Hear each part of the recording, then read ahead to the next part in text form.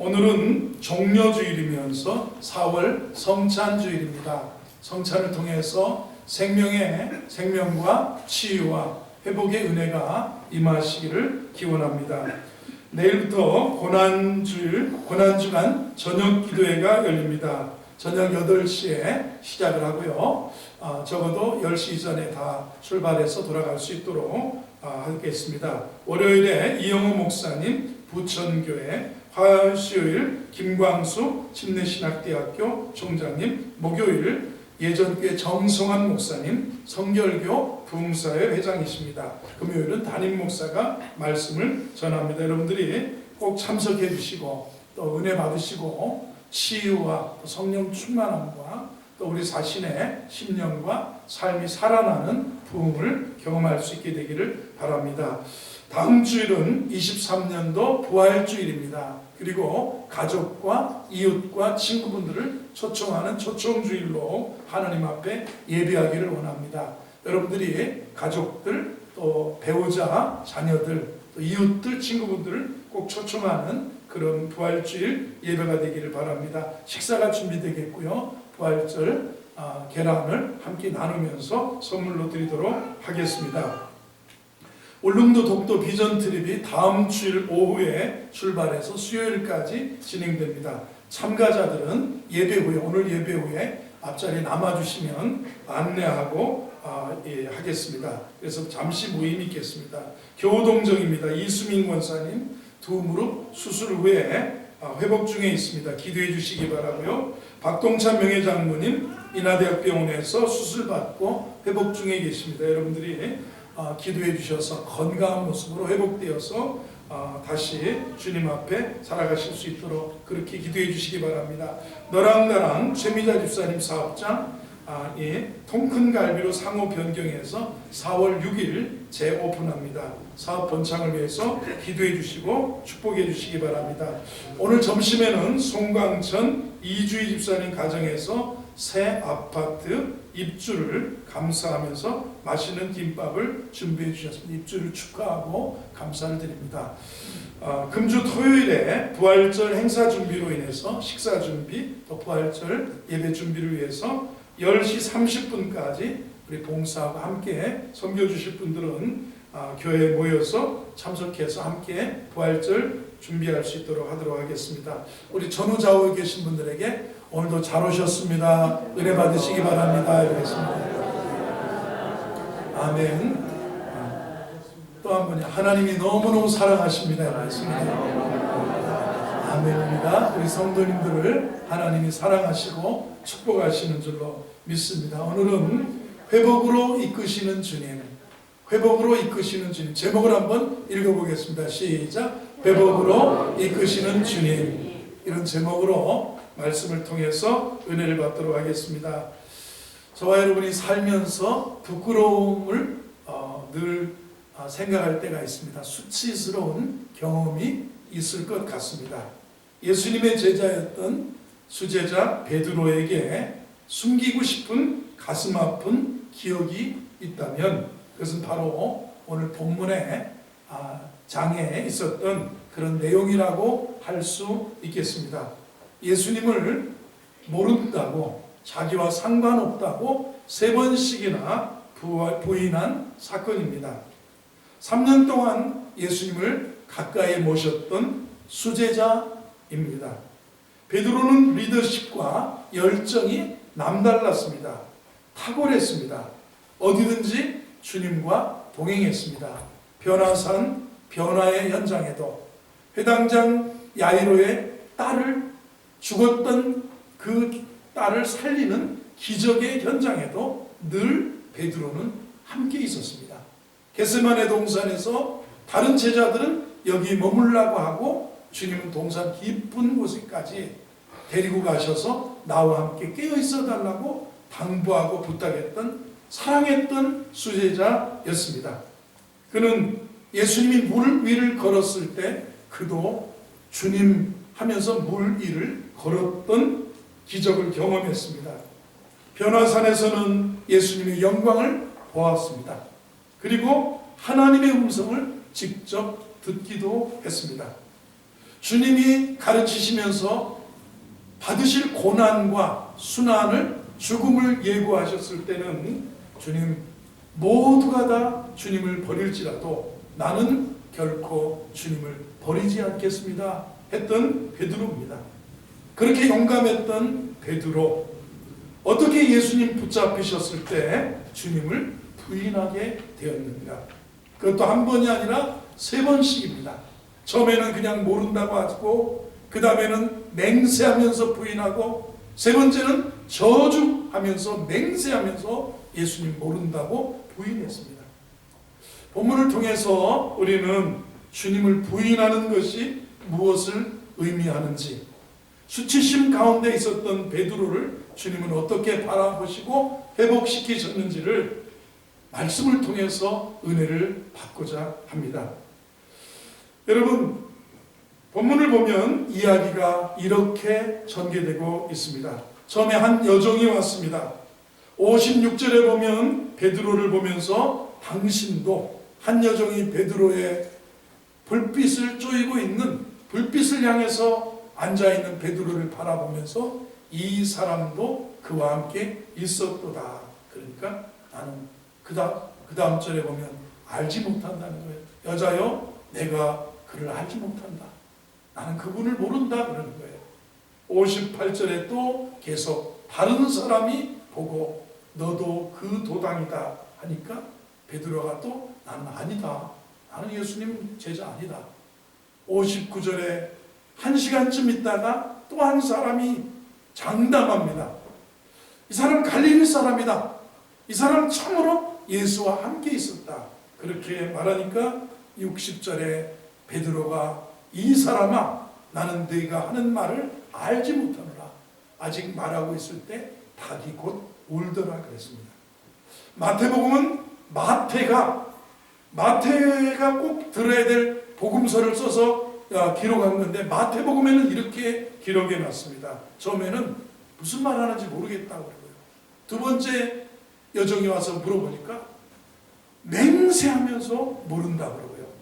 세 번째 다른 여종이 와서 말하니까 저주를 퍼붓습니다. 저주하면서 또 맹세하면서 나는 상관없다. 나는 모른다고 그러는 겁니다. 예수님을 부인하는 강도가 점점 높아. 그저 나 모른다. 맹세하고 모른다. 저주하면서까지 모른다고 부인하는 베드로의 모습을 봅니다. 처음에는 단순히 질문을 피해가는 것 같아요. 네, 뭔 얘기하는지 모르겠는데요. 별것 아니라고 생각했는데 그것은 부인의 시작입니다. 예수님을 부인하는 것의 시작이었습니다. 맹세하면서 부인했고 저주하면서까지 부인하는 것으로 이어지는 것을 볼 수가 있습니다.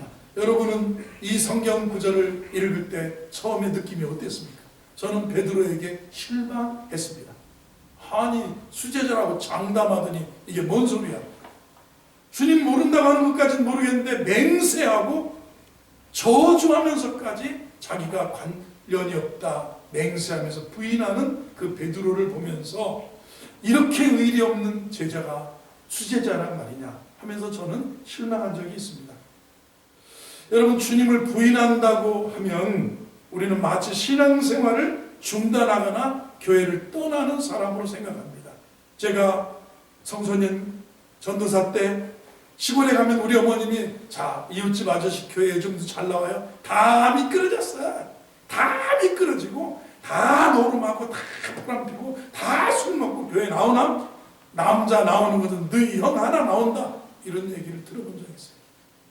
신앙생활을 중단하거나 교회를 떠나는 것 등으로 주님을 부인하는 걸 생각할 수 있겠습니다. 그러나 삶의 자리에서 신앙을 감추는 건 어떻습니까? 삶의 자리에서 신앙을 덮어버리는 건 어떻습니까? 꼭 내가 그리스도인이라고 꼭 예수님을 말해야 되는데 침묵해버리는 것은 부인이 아닌가요? 그 자체가 부인하는 것은 아닌가 한번 생각해 보시기 바랍니다. 신앙인으로서 믿는 사람으로 믿지 않는 사람들과 전혀 차이가 없는 삶을 살아가는 것 자체는 부인하는 것이 아닌가 생각해 봅니다. 베드로 다시 한번 생각해 보세요. 예수님과 제자들이 있을 때에는 자신 있게 주는 그리스도시요 살아계신 하나님의 아들입니다. 인자가 예루살렘에 가면 대제사장과 서기관들이 모여서 잡을 것이고 잡히고 많은 모욕을 당하고 멸시를 당하고 순환을 당할 것을 예언하니까 나는 주와 함께 죽을지언정 주님과 함께 오게 할지언정 주님을 부인하지 않겠습니다. 호언장담하던 베드로입니다. 그런데 그 계집종 그리고 사람들이 좀 있다고 볼째는 곳에 구경 온 사람들 앞에서 예수님 제자다, 예수님과 함께 있었다. 그때 뭐라고 합니까? 자신을 덮어버리는 겁니다. 모른다는 겁니다. 구경꾼으로 전락합니다. 우리도 아마 비슷하지 않을까 생각합니다. 사람들의 반응, 공격, 조롱, 비판받는 것을 의식하면 내 안에 있는 예수 그리스도의 이름을 나누지 못하고 내 안에 있는 은혜를 나누지 못하고 내 안에 있는 천국 소망을 나누지 못하고 감격을 나누지 못하고 나는 그리스도인이다, 나는 구원받았다, 나는 여러분들도 바울처럼 내가 나처럼 이렇게 쇠사슬에 묶인 것 말고는 다 나와 같이 천국 소망을 갖고 다 나와 같게 되기를 원합니다, 공개적으로 고백했던 사도 바울과 같은 그런 모습을 우리는 어떻습니까? 하나님의 영광과 복음의 능력을 전하겠다고 했지만 어느 순간 복음이 부끄럽게 느껴질 때가 없었습니까? 주위에 있는 친구가, 일하는 동료가 기독교를 비판하고 하나님의 이름을 망령되게 여길 때 귀찮아서 두려워서 못 본 척하고 아무것도 모르는 척 하는 거, 이거 예수를 부인하는 것은 아닐까 생각해 봅니다. 한 직장에서 여러분이 10년간 같이 일했는데 어느 날 내가 기도의 은혜를 받아가지고 다음날 점심 식사 시간에 간절하게 손을 모으고 주여 감사합니다 하는데 친구가 갑자기 등짝을 확 내리치더니 자네 예수 믿었어?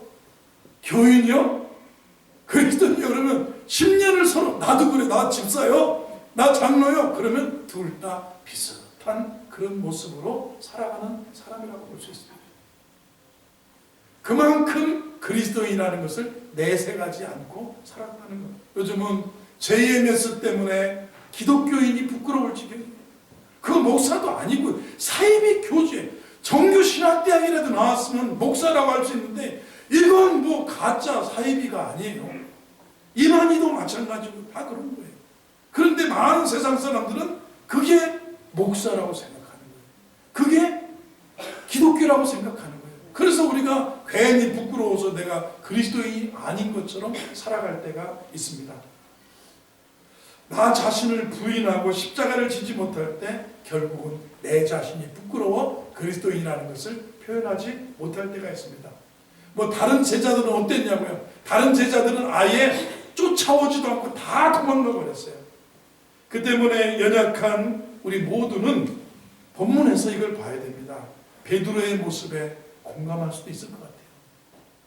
만약 여러분과 제가 그 자리에 있었다면 여러분은 몇 번이나 주님을 인정했을까요? 부인했을까요? 한번 생각해 봅니다. 아마 제가 있었다면 저하고 베드로하고 그렇게 나았을까? 그러나 베드로가 몰랐던 부활의 주님이 살아계심을 알고요, 성령의 능력을 덧입고 베드로가 순교까지 했던 것처럼 우리에게는 부활의 주님이 살아계심을 알고 그리고 우리에게 성령 충만함이 있기 때문에 여러분과 저는 이길 수 있는 줄로 믿습니다. 우리를 사랑하시는 주의 능력으로 넉넉히 고백하고 이기고 승리할 줄로 믿습니다. 여기서 우리가 주목해야 될 것은 베드로가 3번을 부인한 것은 우연이 아니라는 겁니다. 54절 말씀을 보겠습니다. 54절 말씀 같이 읽어봅니다. 시작. 예수를 잡아 끌고 대제사장의 집으로 들어갈새 베드로가 멀찍이 따라가는. 베드로가 가까이 따라갔습니까? 멀찍이 따라갔습니까? 가까이 나서면 자기도 잡힐까 봐 다른 제자들은 다 도망갔는데 그래도 베드로는 멀찍이 따라가고 있습니다. 그의 부인은 주님을 모른다고 부인했던 것은 멀찍이 따를 때부터 이미 예견됐을 수 있다는 겁니다. 복음주의 성사학자의 권위자였던 유진 피터슨 목사님 메시지 성경에서 이렇게 번역했습니다. 베드로가 안전거리를 두고 예수를 따라갔다. 적당히 따라갔다는 거예요. 안전거리 탁 하면 도망갈 수 있도록, 탁 하면 아니라고 말할 수 있을 정도로 구경꾼처럼 군중처럼 변장을 하고 멀찍이 따라갔다는 그런 표현입니다. 안전거리를 두고 주님을 따랐다는 겁니다. 따라가기는 했는데 바로 옆도 아니고 주님 주님 하면서 가슴을 치면서 손뼉을 치면 주여 주여 하면서 따라간 게 아니라 멀찍이 안전거리를 두고 예수를 따랐다는 겁니다. 일정한 거리를 두고 따라갔다는 겁니다. 오늘날 많은 우리 그리스도인들의 모습이 아닌가 생각합니다. 주를 믿고 따른다고는 하지만 멀찍이 따라가는 사람이 적당히 안전거리를 두고 따라가는 거예요. 군대 얘기하면 싫을 텐데 군대에 갔는데 여러분 자 종교행사 가야 되잖아요. 주일날은 종교행사라고 그래요. 법당 갈 사람 줄 서서 법당 가고 천주교 갈 사람 줄 서서 천주교 줄 맞춰 가고 기독교 예배 갈 사람 기독교인들 줄 서서 기독교 교회를 향해서 가는 겁니다. 그런데 그 군대 그 인솔자가 뭐라면 야 환자들 다 나와라 그러는 거예요. 환자들 기독교 환자 나와라. 종교 환자 불교 환자들 나와서 저희 가서 오고 천주교 환자들한테 기독교인들이 모이면 제일 얘들이 환자예요. 환자. 얘들은 약 맞을 때 약 맞아야 되고 주일마다 가서 약 맞고 초코파이 먹고 말씀 듣고 그러고 와야 된다는 거예요. 종교 환자라고 표현합니다. 그러나 적당히 따르면 그런 환자라는 그런 조롱 섞인 말에 나서지를 않을 수도 있어요. 그 말에 꼭 나서는 거예요. 가야 됩니다. 예배 드리러 가야 됩니다. 하여튼 환자들은 달라. 그러면서 보내주는 거잖아요. 베드로 여전히 거리를 두고 주님을 따라가고 있다는 겁니다. 안 따라가자니 궁금하고 미안하기도 하고 함께 따라가자니 위험해서 그 베드로는 적당한 거리를 두고 따랐다. 여러분 혹시 부모가 믿어도 좀 적당히 믿어라. 부인이 예수 성령 받고 은혜 받았는데 남편이 적당히 믿고 미치지는 말아라. 이런 소리 조롱 섞인 얘기를 한국의 우리 권사님들은 다 한두 번씩 들었을 거예요. 미치지 말고 믿어라. 너무 환자처럼 믿지 말아라. 돈은 내지 말고 믿어라. 이런 소리도 들어봤을지도 모르겠습니다. 여러분 적당한 거리를 두고 살아본다. 적당한 거리를 두고 주님을 본다. 이거 오늘날 세태 중에 하나입니다. 젊은 사람들 결혼이 얼마나 위험하냐, 결혼이 얼마나 힘드냐 그러면서 먼저 동거부터 해본다. 동거부터 해본다는 거예요. 이게 성질이 나쁜지, 이게 생활력이 있는지, 이게 약쟁이는 아닌지, 이게 문제가 있는지는 봐야 된다는 거예요. 그런데 이 세상을 살면서 우리가 올바른 기준이 있으면요, 바른 통찰력이 생기는 거예요. 여러분 왜 책을 읽어요? 왜 공부를 해요? 왜 우리가 드라마를 보고 왜 어른들의 얘기를 들어요? 거리를 걸어가다가도 통찰력이 있어야 인생이 바른 판단력이 오는 거예요. 바른 판단력 속에 결단이 있고 그리고 실행을 하고 그리고 지속적으로 그걸 할 때 성공이 오는 거예요. 성경은 우리가 문학을 하고 역사를 하고 철학을 하고 인문학을 하고 신앙생활을 오래 하면 주님이 주시는 영감으로 통찰이 생깁니다. 이런 남자 하나 제대로 볼 줄 모르는 통찰을 가지고 동거 10번 해봐야 다 깨져. 통찰이 없으면 안 되는 거예요. 그런 사람 보는 눈이에요. 그걸 살아봐야 아는 겁니까? 그렇게 적당히 거리를 두고 남녀관계 따라간다고 행복하던가요? 아니에요. 여러분 그렇게 결단하기 어려운 시대를 사는 거예요. 제가 어렸을 때는 텔레비전 채널이 3개밖에 없었어요. 그리고 제가 어디 살 때는 SBS에서 모래시계 할 때는요, SBS가 안 나와요. TV 채널이 없어요. 그래서 모래시계, 귀가시계 한다는데 그게 뭔 얘기냐 못 알아들었어요. 여러분 세상에 지금은 텔레비전 틀으면 여러분이 몇백 개, 300개라는 보통 채널이 300개. 보는 것만 보죠. 거의 그런 거예요. 여러분 우리가 하나님 앞에 정말 이렇게 결단을 가지고 멀찍이 따라가는 것이 아니라 주님을 가까이 하는 은혜가 있기를 주의 이름으로 축원합니다. 시편 기자는 시편 73편에 하나님을 가까이 함이 내게 복이라 그랬어요. 주께서 내 오른손을 붙잡아 주신다는 겁니다. 하나님을 가까이 함이 내게 복이에요. 주님을 멀찍이 따라가면 결국은 모른다고 부인하고 삶 속에서 주님을 떠날 수밖에 없다라는 겁니다. 다윗의 이야기, 베드로의 이야기 우리가 다 알잖아요. 처음부터 다윗이 우리아의 아내 바세바를 범한 거 아니고, 다윗은 대단한 양치기 소년에서부터 하나님 앞에 인정받고 내 마음에 합한 사람이라고 인정받았던, 근데 그의 삶이 하나하나 이렇게 하면서 다윗도 마지막에 우리아의 아내를 범하고 그 우리아를 죽여버리고 자기 죄를 은폐하는 그런 모습을 갖습니다. 이만하면 나도 왕인데 명령만 내리면 됐지 내가 전쟁에 출전할 필요가 있겠느냐. 그러면서 왕들이 출전할 때가 돼서 병사들은 다 전장터에 있는데 다윗은 저녁 때 일어났다고 그랬습니다. 저녁 때 일어나서 왕문 뜰을 거닐고 있다 보니까 밧세바가 보여요. 그래서 밧세바를 데려다가 자기가 하나님 앞에 죄를 범하고 그 남편도 죽이고 하는 다윗의 부끄러운 모습을 보게 됩니다. 여러분과 저는 주님과 어떤 거리에 있습니까? 바울은 너희가 믿음이 있는가? 너희 자신을 시험하고 확증하라. 예수 그리스도가 너희 안에 계시지 않으면 바울은 너희가 버리운 자라. 주님 안에 있어야 돼요. 내 안에 거하라 그랬어요. 너희가 내 안에 거하고 내 말이 너희 안에 거하면 무엇이든지 원하는 대로 그때 열매 맺는다는 거예요. 나는 포도나무여 너희는 가지니, 이런 관계에 가지가 포도나무에 붙어 있어야 된다. 주님 안에 있어야 된다. 주님을 가까이 해야 된다.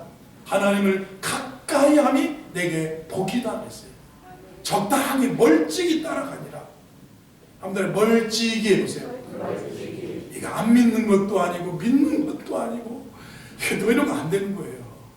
네? 주님이 사대교에 너희가 덥지도 않고 뜨겁지도 않고 차갑지도 않고 미지근하니 토하여 내칠까 하노라 그랬어요. 여러분, 주님 가까이 하는, 옆에 계시면 축복해서 하나님을 가까이 함이 복입니다 해보세요. 주일이 왔는데 편한 방법으로 예배드리고 적당히 예수 따라가는 것으로 만족하면 안 되고, 하나님은 나와 하나님 사이의 거리를 좁히기를 원하세요. 하나님은 뭐 하라고 하지 않아요. 하나님께 가까이 오라는 거예요. 수고하고 무거운 짐진 자들아 다 내게로 오라. 하나님 가까이 오라. 주님께 더 가까이 오는 거예요. 우리가 정말 베드로가 넘어지고 다윗이 넘어지는 것처럼 아무리 신앙의 거인이라고 생각하면 안 돼요. 하나님과의 거리가 멀어지면 나도 넘어질 수 있다. 기도하지 않으면, 예배하지 않으면, 말씀 가까이 하지 않으면, 주 안에 있지 않으면, 가지가 포도나무에 붙어 있지 않으면 열매를 맺을 수 없다. 하나님 가까이 하는 우리 성도가 되기를 주의 이름으로 축원합니다. 베드로가 이렇게 멀찍이 따라가다가 부인하고 주님 모른다고 맹세하고 저주하며 맹세하면까지 부인할 때 닭이 울었어요. 60절을 보겠습니다. 60절을 보면 이렇게 표현합니다. 보면 베드로가 이렇게 이르되 이 사람아 나는 네가 하는 말을 알지 못하노라 하고 아직 말하고 있을 때 닭이 곧 울더라. 네가 오늘 닭이 울기 전에 3번 나를 모른다고 부인하라. 하나님 호언장담, 우리가 어떻게 호언장담? 주님 가까이, 주 안에 있어야 돼요. 믿음 안에 있어야 돼요. 은혜 안에 있어야 돼요. 은혜가 나를 지배할 때 여러분, 저와 여러분의 삶 속에 진정한 신앙이 있고 은혜가 있고 축복이 있는 삶이 열려질 줄로 믿습니다. 그때 62절을 보겠습니다. 62절을 보면 61절을 봅니다. 61절 주께서 돌이켜 베드로를 보시니 베드로가 주의 말씀 곧 오늘 닭 울기 전에 네가 3번 나를 부인하리라 하심이 생각났습니다. 보셨습니다. 주님이 보셨습니다. 주님이 보십니다 해보세요. 주님이 정죄하는 눈으로, 비난하는 눈으로 심판하는 눈으로 바라보셨을까요? 아니면 사랑의 눈으로 바라보셨을까요? 베드로를 쳐다보셨다 이렇게 쓰여 있습니다. 그냥 보신 게 아니라 똑바로 바라보신 겁니다. 서로 눈길이 마주쳤습니다. 베드로는 그때 오늘 밤 닭이 울기 전에 네가 3번 나를 부인하리라 하신 말씀이 생각났습니다. 너 두고 보자 배신감에 막 주님이 화가 난 분노한 그런 모습이 아니라 3번 부인할 것을 미리 아셨던 주님이 누가복음에서 뭐라고 하시냐면 22장 32절에서 그러나 내가 너를 위하여 내 믿음이 떨어지지 않기를 기도하였노니 너는 돌이킨 후에 내 형제를 굳게 하라. 내가 너를 위해 내 믿음이 떨어지지 않기를 기도하였나니 너는 돌이킨 후에 내 형제들을 굳세게. 이게 베드로의 삶이었어요. 그렇게 부인하고도 주님이 사랑의 눈으로 하나님 사랑의 눈으로 나를 어느 때나 바라보시고. 여러분 자식이 그런 거예요. 자식이 깨지고 자식이 상처받고 자식이 그런 거 봐도요. 부모는 옆집 아저씨는 우리 자식 보고 손가락질해도 부모는 어떻습니까? 그래도 품어주고 안아주고 위로해주고 격려해주고. 내가 그럴 줄 알았다 이게 아니에요. 누가 그랬냐고. 누가 우리 집애를 그랬냐고. 가족은 그렇게 품어주는 거 아니었어요. 하나님은 정죄하지 않으셨어요. 하나님은 내 믿음이 떨어지지 않기를 기도하노니 너는 돌이킨 후에 내 형제들을 굳세게 하라 그랬어요. 부인했을 때 분명히 주님은 기도하는 마음으로 사랑의 마음으로 베드로를 긍휼히 여기는 마음으로 바라보셨다. 저와 여러분 병든 나의 모습을 그럴 줄 알았다도 술 먹고 담배 피고 먹고 다 하더니 아프지? 네 몸 학대해서 그러면 이렇게 보시지 않습니다. 연약한 우리가 부족하지만 아픈 그 모습을 주님 사랑으로 보시는 거예요. 주님 치유의 눈길로 바라보시는 거예요. 주님이 보셨어요. 주님이 보신 거예요. 긍휼의 마음으로 보셨습니다. 이것이 바로 주의 은혜라는 겁니다. 이사야를 향해서 뭐라고 하십니까? 내가 내 기도를 들었고 내가 내 눈물을 더한 거라 그랬어요. 주님 어떻게 보십니까? 사랑의 눈으로 나를 보시는 거예요. 우리가 얼마나 연약한 존재인지 주님은 아십니다. 주님은 포기하지 않습니다. 주님은 내버려 두지 않습니다. 그 내버려 둬! 그럴 줄 알았어! 내버려 둬가 아니라 주님은 품어주시는 거예요. 사랑으로 감사. 기도의 눈으로, 긍휼의 눈으로, 사랑의 눈으로 우리를 바라보고 있어요. 지금은 넘어져 있지만 다시 일어나서 주님 사랑하는 베드로가 부활의 능력으로 일어나서 내 어린 양을 먹일 것이고 내 어린 양을 먹일 것이고 교회의 반석이 너는 베드로라. 너는 베드로라. 너는 반석이라. 이렇게 말씀하시면서 베드로를 바라보시는 겁니다. 근데 우리 인생은 수치심을 감당하기가 참 부끄럽습니다. 이 죄는 부끄러움을 줘요. 내가 벗었으므로 두려워해 나무 그늘에 숨었습니다. 아담아 내가 어디 있느냐. 하나님이 동산을 거니시면서 예전처럼 아담을 찾아오셨어요. 아담아 내가 어디 있느냐. 내가 벗었으므로 두려워해 나무 그늘. 인간은 수치심. 죄인 인간은 수치스러운 거예요. 사람은 그래서 심리학에 잘못하면 수치감을 느끼기 위해서 사람을 교육한다고 합니다. 부끄러움을 느끼기 위해서 자극시켜서 격려를 한다는 거예요. 그걸 동기부여한다는 거예요. 그래서요 제가 중학교를 졸업하고 고등학교를 대전에 갔는데 시험을 봤는데 오늘 학교를 가니까 막 1학년 1등부터 100등까지 저기다 대자보 붙여놓고 2학년 1등부터 100등까지 대자보 붙여놓고 3학년 1등 문과 1등부터 100등 이과 1등부터 100등. 그때는 한 학년에 10반씩 했는데 600명씩이에요. 600명. 그러면 100등씩이면 그 해 서울대학을 한 30명씩 가던 학교였으니까 100등 들어가면 진짜 웬만한 사대문 안에 아니면 지방의 국립대를 가는 거예요. 그러니까 그걸 못 가면 막 아이들이 막 그래가지고 저기 들어가려고 먼 훗날 대학인데 지금 당장 저기 창피하다. 그렇게 해서 사람은 수치심을 일으켜서 교육을 시키려고 합니다. 여러분 생각나세요? 제가 어렸을 때 저하고 1살 차이 나는 사촌 형이 윗집에 살고 있었는데 이 사촌 형이 어느 날 키를 머리에 뒤집어 쓰고 바가지를 들고 우리 집에 왔어요. 왜 왔을까요? 이불에 실내한 거예요. 이불에 실내했으니까 그 당시에 키를 여기다 뒤집어 씌우고 그 다음에 바가지 들고 아랫집 가서 작은아버지 나가서 소금 받아봐라 그랬어요. 그래 우리 저도 알았어요. 다 알아요. 그 우리. 그래가지고 알라리 꼴라리 하면서 내가 엄청 놀래줬는데 그게 왜 그래. 그렇다고 수치심 느낀다고 걔가 당장 그 형이 당장 그게 그치는 게 아니라 그렇게 해서 하려고 그랬어요. 주님은 수치스럽게 주님을 바라본 베드로를 바라본 게 아니라 긍휼의 마음, 사랑의 마음, 어루만지는 마음, 하나님을 가까이 함이 내게 복이라 하는 마음으로 그를 위해서 간절히 기도하시면서 사랑과 긍휼과 격려의 눈길로 바라보셨어요. 오늘 사랑 여러분을 바라보시는 주님이 오늘 예배드리는 여러분을 바라보시는 주님이 화내시고 책망하고 채찍질하는 게 아니라 나를 사랑의 눈으로 바라보시고 사랑한다 아들아 너는 내 아들이라 너는 내 딸이라 하시면서 이는 내 사랑하는 아들이요 내 기뻐하는 자라 하시면서 오늘 우리를 바라보십니다. 여러분 우리 삶을 한번 돌아보세요.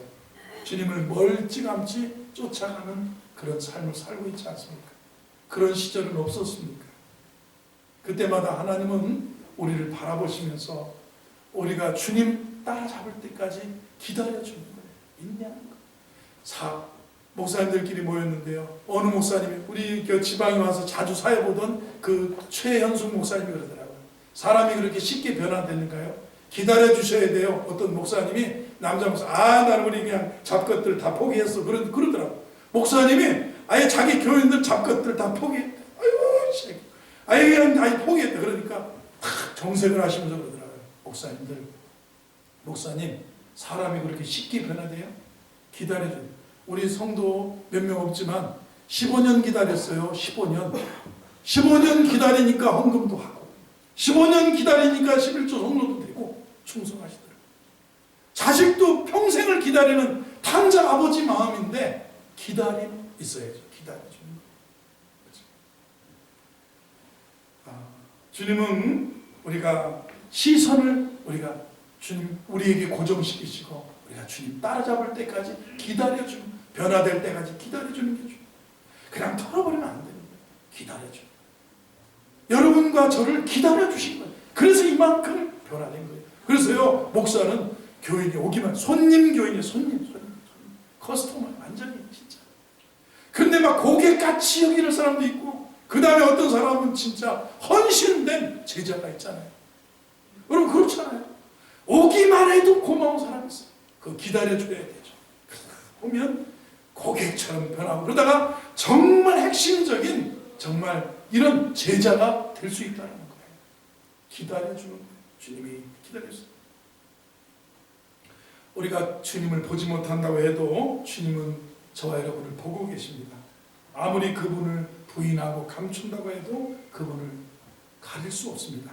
어떤 죄가 있다면 연약함이 있다면 그분에게 주님에게 숨길 수 없습니다. 만일 우리가 우리 죄를 자백하면 저는 미쁘시고 의로우사 모든 불의에서 우리를 깨끗게 하신다는 것을 자백하고 고백하세요.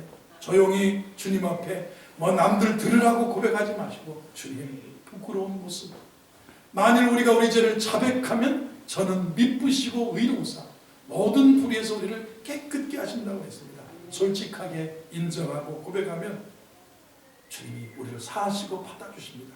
그동안 멀찌감치 거리를 유지하고 있었던 주님과의 거리를 좁히셔야 돼요. 하나님을 가까이 함이 내게 복이라는 것을 십회기자가 깨달았습니다. 주님 손을 붙들고 주와 동행하며 사는 우리 성도들 되기를 주의 이름으로 축원합니다.